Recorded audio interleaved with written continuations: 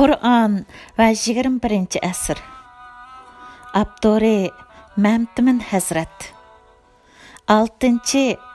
İslam Peyghembiri ve Weten Söygüsi. Kişilerinin turalgı joyi öy.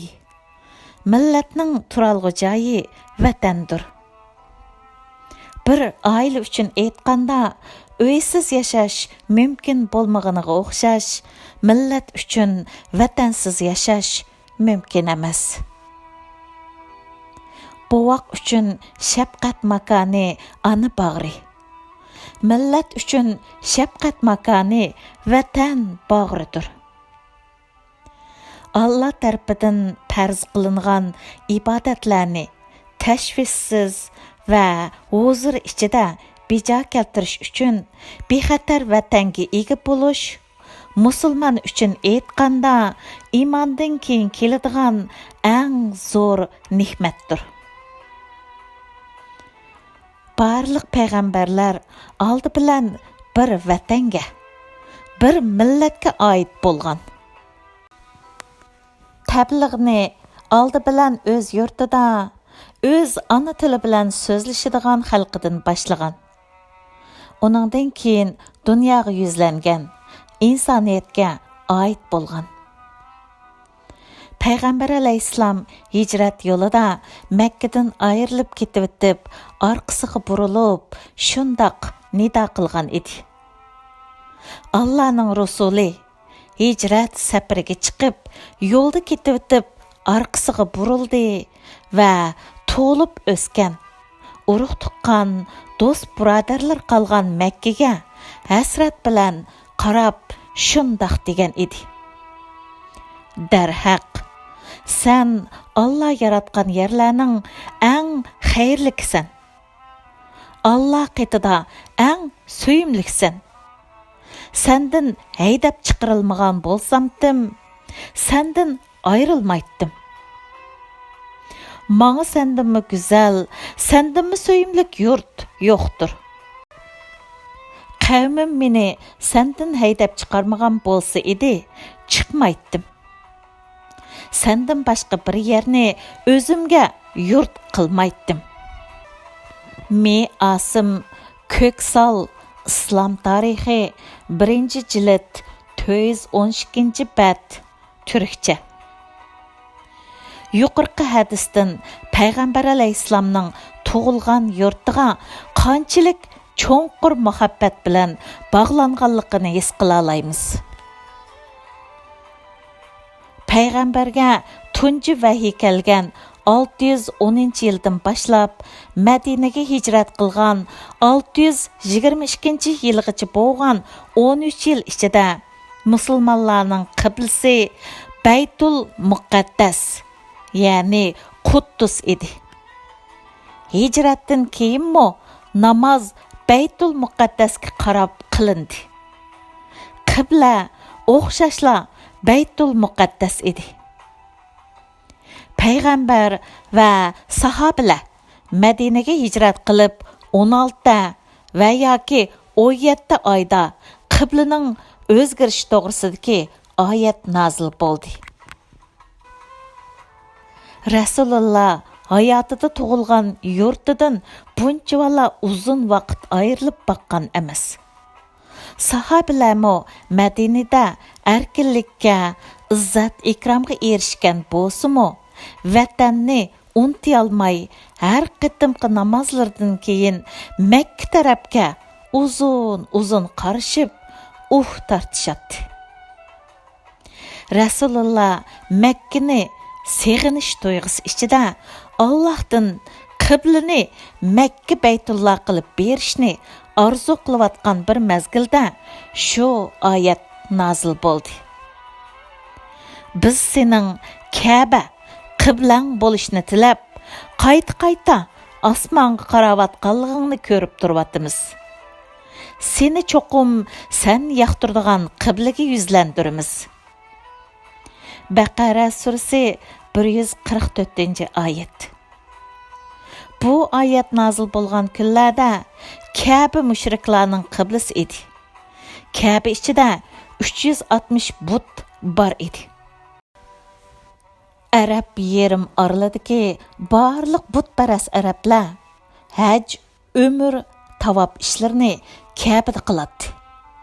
Qurbanlıqlarını Ka'ba atrofida qiladi. Baytul Muqaddas, ya'ni Quddus bo'lsa, Musa, Aysa qatorliq nurg'un payg'ambarlarning qabrisi bo'lgan, Yahudi, Xristian dinining qiblasi bo'lgan. Shundaqla musulmon uchunmi qibla qilingan muborak va muqaddas bir joy edi. Shunga ismimi Qur'onda har doim Baytul Muqaddas ismi bilan tilga ilinadi. Ammo Rasulullohning seg'inish tuyg'usi ichida Ka'bani qiblaga o'zgartib berishni tilab, qayta osmonga qarayotganligini ko'rib turgan Allah, seni cho'qim sen yoqtirdigan qiblaga yuzlantiramiz deb vahiy qildi va namozda yuzinglarni masjidi haram tarafga qilinglar. Baqara surasi 144-oyat degan vahiyning kelishi bilan Baytul Muqaddasning qibla bo'lishi amaldan qoldirilib, qibla Ka'ba Makka qilib bekitildi. Qiblaning o'zgarishi islom tarixi tadqiqotida bugunmi talash tartish qilinayotgan qiziq nuqta bo'lib kelmoqda. Qiblaning o'zgarishi bilan Yahudilar Muhammadning xudosi islom dunyoga kelib 14 yildan keyin to'g'ri qiblaning qayerda ekanligi aqliga kelibdi deb masxir qilsa, Makka mushriklari Muhammad qiblasini bizning qiblamiz Ka'baga o'zgartdi. Yaqinda dinini o'zgartib bizga keladi deyishdi. Buxoriy Salat 32 Muslim.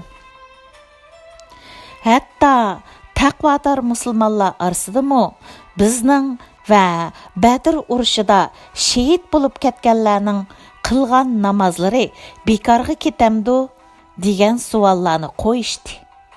Bu savollarga javoban Allah sizlarning iymoninglarni, ya'ni Baytul Muqaddasga qarab o'qigan namozinglarni bekor qilvatmaydi.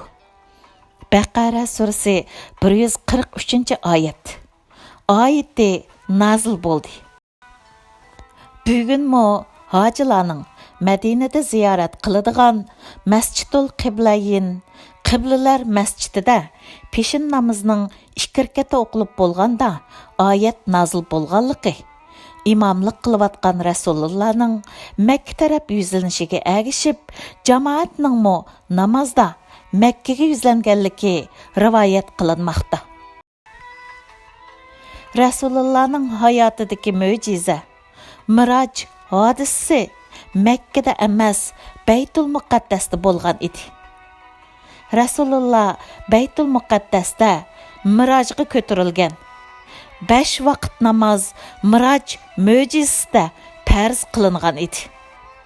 Bugun Quddus shahrining Aqsa masjidida muallaq tosh bor bo'lib, payg'ambarimiz Mirojga ko'tarilganda dastlab turgan toshmo Rasulullohga agishib ko'tarilgan.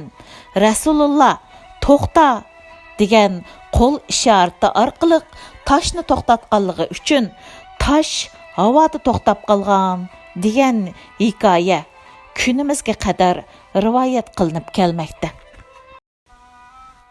Peyghembiri alayhissalomning yurtini seg'inish tuyg'usi bilan Allohdan qiblani o'zgartib berish talabi bo'lganligi uchunla qiblaning o'zgarish to'g'riliq oyatning nazil bo'lganligi inkor qilinmaydigan bir ilohiy haqiqatdir. Payg'ambar alayhissalom Madinaga hijrat qilib, bu shaharni o'ziga va sahobalarga panohlik yurt qilgandan keyin Madinada yashayotgan yahudilar bilan vatanni dushmandan o'rtaq qo'g'dash uchun kelishim tuzdi. Madinani qo'g'dash yo'lida Xandak, Uhud janglariga qo'mondonlik qildi va Uhud jangida yaralandi. Peyghembiri alayhissalom vatanni qo'g'dash uchun chegarada post turishni eng ulug'vor vazifa hisoblaydi. Buxoriy jihad 72-bet Türkçe. Uyg'urlar orasida o'zlarini diniy olim deydigan ba'zi kishilarning dunyoda ikki millat bor. Birsi musulmon millati, birsi kafir millati. Zimin Allah'ның, vatan degichilar kafirdir degan vazlarni ön alg'idin o'z qulog'im bilan anglag'animda to'limu afsuslangan edim. Allah deb turib, Allah yaratgan millatlarga Allah tarafidan berilgan va söydürilgan vatanni inkar qilish amaliyotda Allah'ni inkar qilishdir. Vatan söyish imanning jumlasidandir. Qur'anda zimin Allah'ның deydigan oyat bor. Shundaqla Allah bu dunyoda o'zining izbosari qilib yaratgan millatlarga tegishlik ziminlarni vatan qilib bergan va bu ziminlarni o'z millatlarga söydürgen. Millatlarning rizqining manbasi vatan deb ismi bo'lgan tuproqlardir. Uyg'urlar shu nuqtani tushunish lozim. Vatandakilar vatanning ichida yashaydi. Vatan sirtidagilar uchun aytganda vatan ularning ichida yashaydi. Vatansiz insonning ko'chadagi egisiz itdan farqi yo'qdir. Chet elda boy bo'lding, olim bo'lding, erkin bo'lding, ammo vataning yo'q. Shunga ko'zingda nur, yuzingda kulki yo'q. Vatan hasrat qalbingda paydo qilgan jarohat saqaymay bu dunyodan ko'chib ketsan.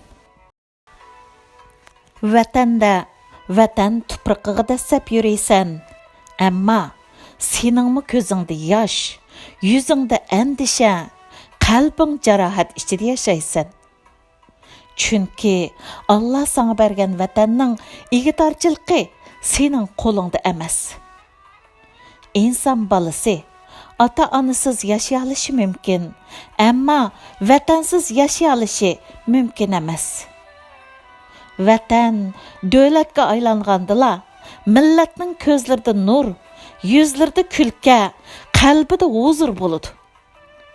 Milliy hayoti abadiy kapolatga ega bo'lgan davlatga erishgan musulmonlarla Allah əmr qılğan musulmondachilikning farzlarini andishsiz bija keltirələydi. Musa Peyghembiri qavmini Misrdagi 400 yillik qulluq hayotdan qutqizib chiqib, Uttul Baytul Muqaddas, ya'ni Quddusga qarab ilgirlagan. Nima uchun? Musaning va qavmi Yahudilarning qadim vatani Baytul Muqaddas edi. Maqsad vatanga qaytish edi. Muhammad alayhissalom yetarlik askariy kuchga erishganda oldi bilan tug'ilgan yurtni Makkani fath qilish uchun askar boshlab yo'lga chiqqan. Vatani dushman tarafidan ishg'ol qilingan musulmon agar jihad qilmoqchi bo'lsa va jihadda payg'ambarning yo'lini tutmoqchi bo'lsa, oldi bilan ishni o'z vatanini ozod qilish ko'rishi bilan boshlash kerak. Uyg'urlar vatanini o'zil kesil ozod qilmoqcha milliy mavjudiyatini abadiy kapolatga ega qila olishi mumkin emas. E'tiqod qilgan islom dinini va o'zlarini xorliqdan qutqiza olishi texmo mumkin emas. Payg'ambarlar tarixini varaqlab ko'radigan bo'lsak, vatansiz payg'ambar bo'lmaganligini ko'ra olamiz. Payg'ambarlar uchunmi, oddiy puhra uchunmi voz kechalmas so'yguning ismi vatandir. davomi bor.